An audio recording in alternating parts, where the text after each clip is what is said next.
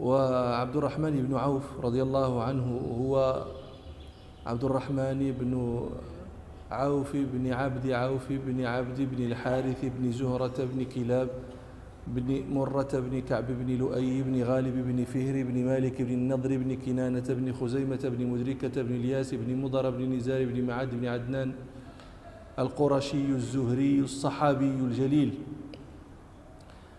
أحد أوائل من أسلم، أحد الثمانية الذين سبقوا إلى الإسلام، وأحد الصحابة الذين هاجروا الهجرتين، هاجر إلى الحبشة ثم إلى المدينة، وأحد البدريين شهد بدرا ثم المشاهد كلها مع رسول الله صلى الله عليه وسلم، وأحد الخمسة الذين أسلموا على يد أبي بكر رضي الله عنه، وأحد الستة الذين هم أصحاب الشورى، جعل عمر رضي الله عنه الشورى فيهم، وأخبر أن الخلافة لا تخرج عنهم، وأخبر أن رسول الله صلى الله عليه وسلم توفي وهو عنهم راض، وأحد العشرة المبشرين بالجنة. كان اسمه في الجاهلية عبد عمرو، فغير رسول الله صلى الله عليه وسلم اسمه لما أسلم. روى الحاكم عنه رضي الله عنه قال: كان اسمي عبد عمرو، فلما أسلمت سماني رسول الله صلى الله عليه وسلم عبد الرحمن. فلما هاجر المسلمون إلى المدينة وهاجر عبد الرحمن بن عوف، وآخى النبي صلى الله عليه وسلم بين المهاجرين والأنصار، آخى النبي صلى الله عليه وسلم بينه وبين سعد بن الربيع، فكان من سعد بن الربيع ذلك الفعل الغريب العجيب الذي لا يعرف له نظير، أنا لا أعلم له ثانيا. روى البخاري عن أنس بن مالك رضي الله عنه قال: قدم عبد الرحمن بن عوف المدينة، فآخى الرسول صلى الله عليه وسلم بينه وبين سعد بن الربيع الأنصاري، وكان سعد ذا غنى، فقال لعبد الرحمن بن عوف: قد علمت الأنصار أني من أكثرها مالا، فأقسم مالي بيني وبينك شطرين، ولي زوجتان، فانظر أعجبهما إليك فأطلقها، فإذا حلت تزوجتها.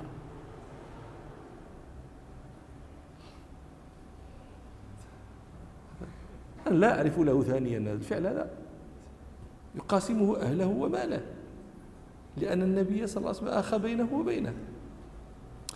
ثم العفة من عبد الرحمن بن عوف، لا هذا ولا ذاك، يقول له: بارك الله لك في أهلك ومالك، دلوني على السوق. قال: دلوه طبعا، وذهب إلى السوق. قالوا: فما رجع حتى استفضل أقطا وسمنا.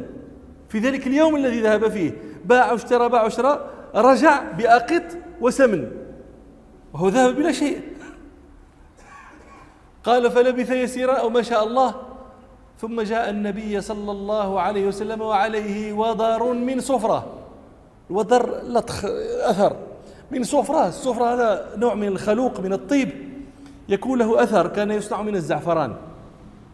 فرأى النبي صلى الله عليه وسلم عليه أثر طيب، قال صلى الله عليه وسلم: ما هي؟ فقال عبد الرحمن: تزوجت امرأة من الأنصار. أدركت يعني في هذا الوقت، لأن الحديث فلبث يسيرا يعني.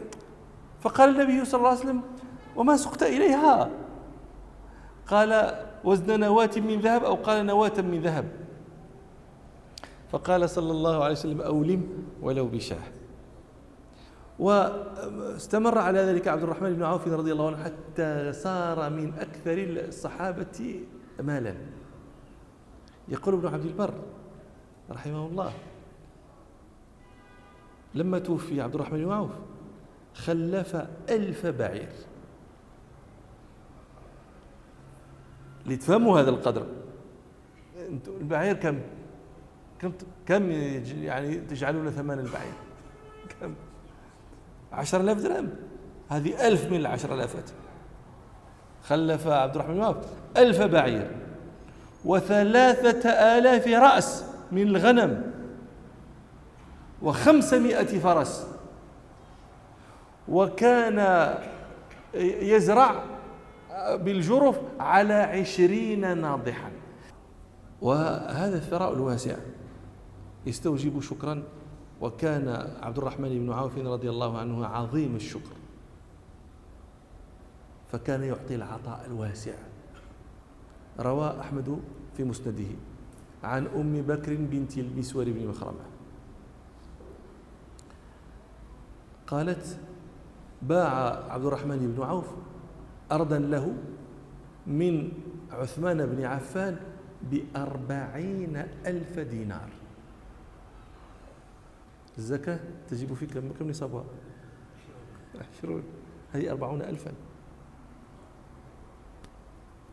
فقسمها كلها، قسم هذا المال في فقراء بني زهرة، قبيلته هو القرشية، في فقراء بني زهرة، وفي المهاجرين، وفي أمهات المؤمنين. قال المسور: فلما أتيت عائشة بنصيبها قالت: من أرسل بهذا؟ فقلت: عبد الرحمن بن عوف. فقالت: أما إني سمعت رسول الله صلى الله عليه وسلم يقول: لا يحنو عليكم بعدي إلا الصابرون. ثم قالت: سقى الله عبد الرحمن بن عوف من سلسبيل الجنة. وروى الحاكم وأبو يعلى عن أبي هريرة رضي الله عنه أن رسول الله صلى الله عليه وسلم قال: خيركم خيركم لأهلي من بعدي. فأوصى عبد الرحمن بلغه الحديث، فأوصى لأمهات المؤمنين بحديقة بيعت بعد ب40,000 دينار. وروى البخاري في التاريخ الأوسط عن الزهري قال: أوصى عبد الرحمن بن عوف لأهل بدر ب400 دينار لكل واحد، فكانوا 100 رجل، 40,000 أخرى.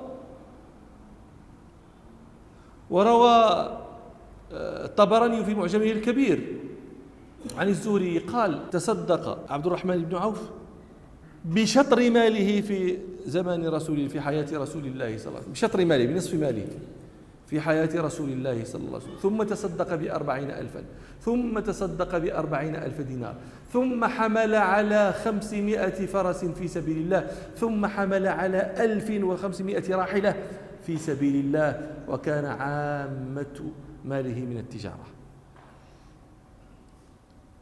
هذه التجارة، هذا التاجر، المال الوفير والبذل الوفير. يقدم لنفسه: وما تقدموا لأنفسكم من خير تجدوه عند الله هو خيرا وأعظم أجرا.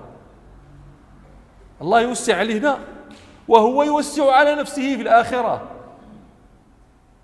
ليس يجمل داره في الدنيا ويترك داره التي في الآخرة خرابا، فيكره أن يخرج من هذه الدار الجميلة إلى الدار الخريبة. ومع هذا العطاء والبذل الذي ترون يعني عطاء مدهشا، كان مع ذلك شديد الخشية. روى البخاري في صحيحه عنه رضي الله عنه أنه قدم له طعام وكان صائما، فقال: قتل مصعب بن عمير وهو خير مني، كفن في بردة، إن غطي رأسه خرجت رجلاه، وإن غطي رجلاه خرج رأسه. ويقول الراوي: أحسبه قال: وقتل حمزة وهو خير مني، وبسط لنا من الدنيا ما بسط، أو قال: أعطينا من الدنيا ما أعطينا، قد خشينا أن تكون حسناتنا عجلت لنا. فجعل يبكي إلى أن ترك الطعام وهو صائم. ومناقبه كثيرة جدا رحمة الله ورضوانه علينا وعليه، سوى ما ذكرنا أن ذات مرة رسول الله صلى الله عليه وسلم نفسه يتولى الدفاع عنه. رواه مسلم في الصحيح أنه كان بين خالد بن الوليد وعبد الرحمن بن عوف شيء، فسب خالد عبد الرحمن. وفي رواية عند أحمد أنه قال خالد بن عبد الرحمن: تستطيلون علينا بأيام سبقتمونا بها، سبقتمونا إلى الإسلام بأيام، تستطيلون علينا بهذه الأيام التي سبقتمونا بها. الذي أجاب عن عبد الرحمن هو رسول الله صلى الله عليه وسلم: لا تسبوا أصحابي فإن أحدكم لو أنفق مثل أحد ذهبا ما أدرك مد أحدهم ولا نصيفه. الخطاب لمن؟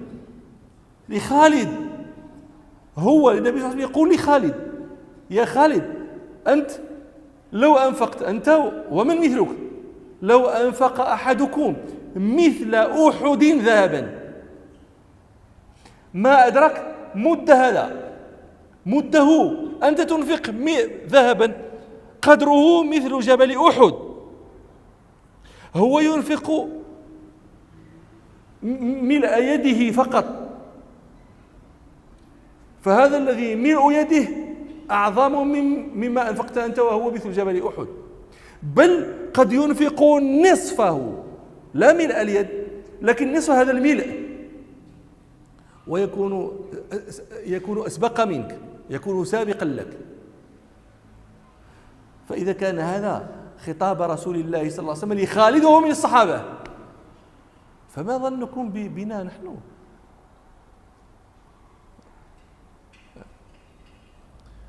ومن أعظم مناقبه رضي الله عنه وأفخمها وأجلها تبشيره له صلى الله عليه وسلم بالجنة وهو يمشي برجليه على الأرض.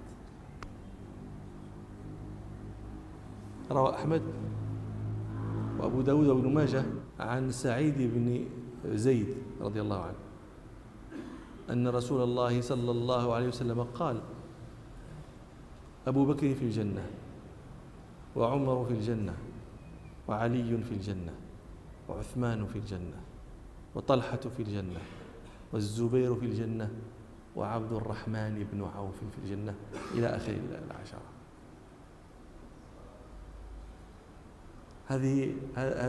هذه البشرى تطرق آذانهم، تعيها قلوبهم، وهذا نبيهم الذي يخبرهم لا ينطق عن الهوى إن هو إلا وحي يوحى. فيعلمون أن هذا الذي يبشرهم به نبيهم صلى الله عليه وسلم هو من إيحاء ربهم إليه، وهم يتأتى منهم الخطأ والذنب ويبشرهم ربهم بهذه البشرى العظيمة. طيب، المنطق يقول أن من بشر بمثل هذا يستريح، فقد أدرك بغيته، الجنة، الفلاح، المطلوب الأعظم، قد أدركته. لا، يتصدق ب40,000 درهم ويبيع هذه ويوصل هذه ويوصل الفقراء ويعطي. أنت في الجنة خلاص، أنت أمامك من هذه. لا، وإن الله أكبر. مات رضي الله عنه سنة 31 وقيل سنة 32. لما مات حزن عليه علي رضي الله عنه. الطبراني في معجمه الكبير أنه لما مات عبد الرحمن بن عوف قال له علي: اذهب يا ابن عوف فقد أدركت صفوها وسبقت رنقها، كدرها لم تدركه. نسأل الله أن يجمعنا بهم في مستقى رحمته.